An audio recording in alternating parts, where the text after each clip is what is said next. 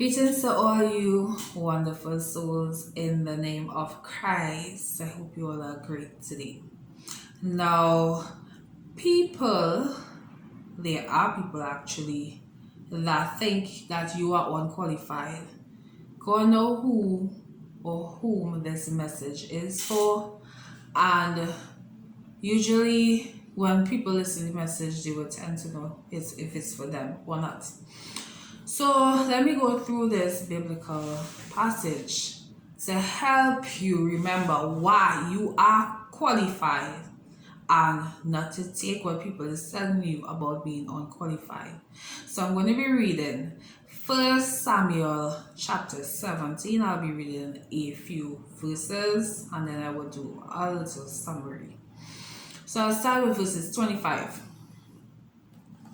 And it says, "And the men of Israel said, Have ye seen this man that is come up? Surely to defy Israel is he come up.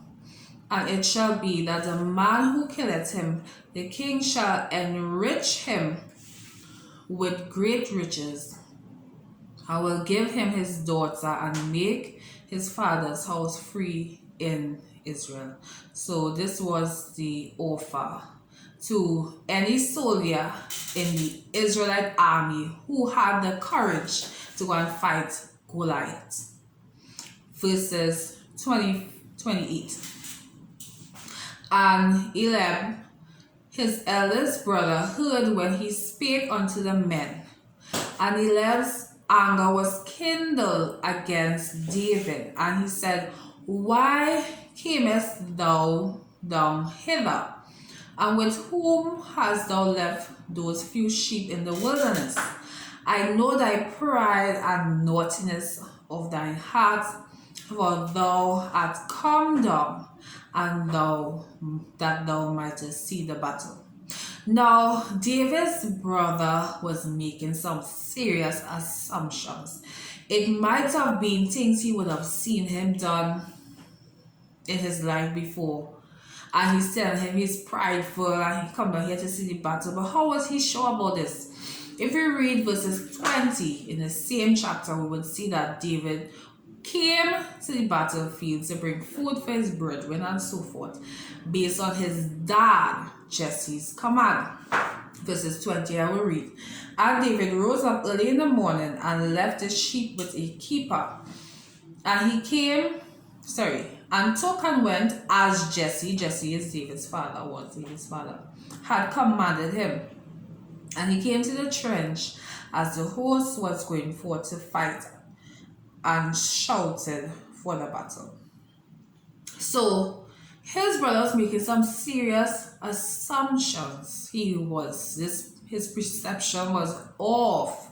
You understand? And sometimes people may see some of us, and just because of the things we do, they will make these assumptions, these guesstimating things they would be saying about us just because either they dislike us or whatever the case may be.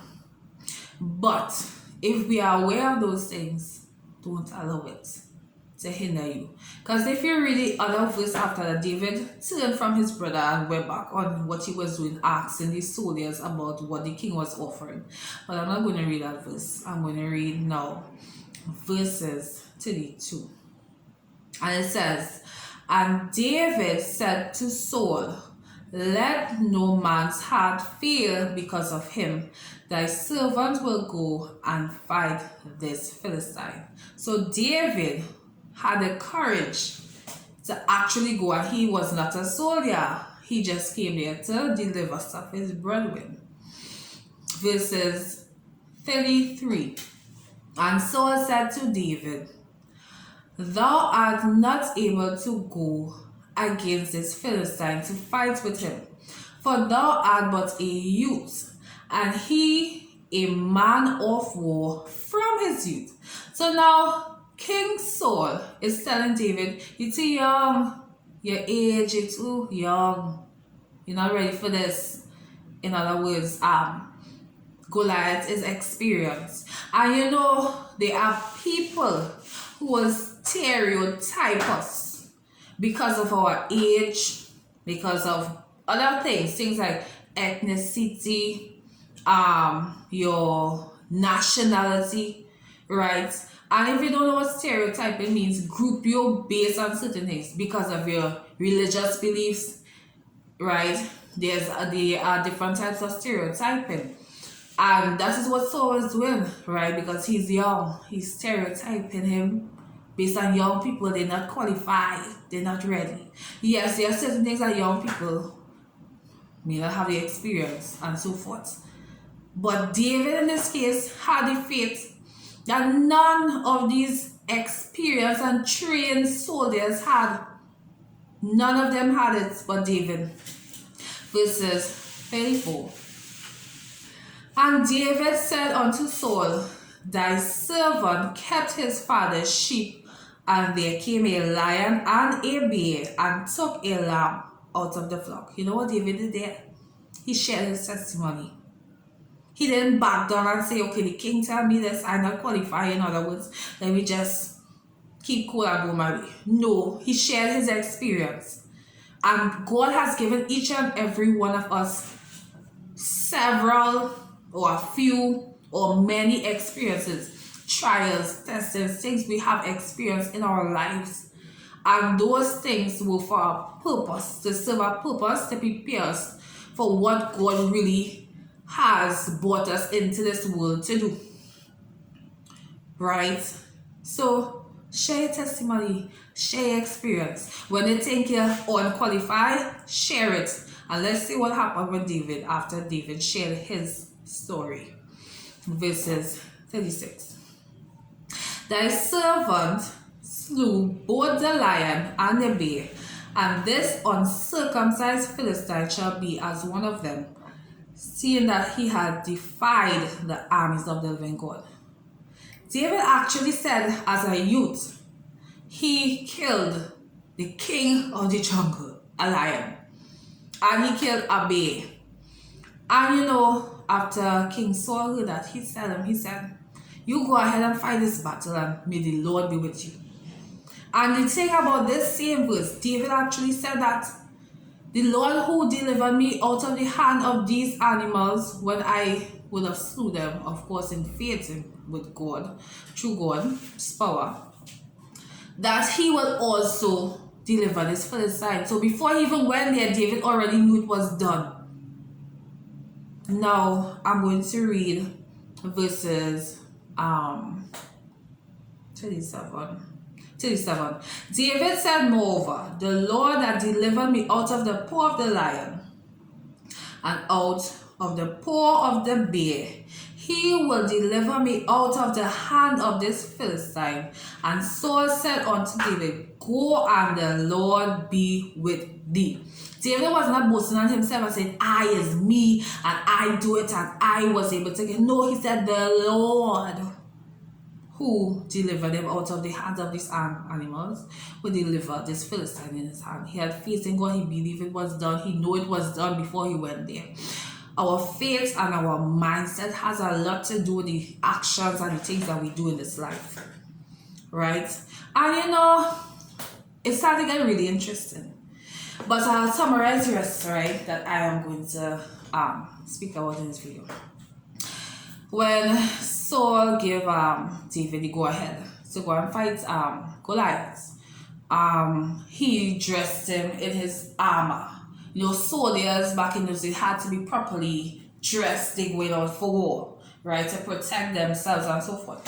So when he put on the armor on David, it was too heavy and this kind of thing, and David not accustomed with this. He was not trained, so David was like, in other words, I have not tried this, I have not used this, I'm not accustomed with this. Take this thing out off of me.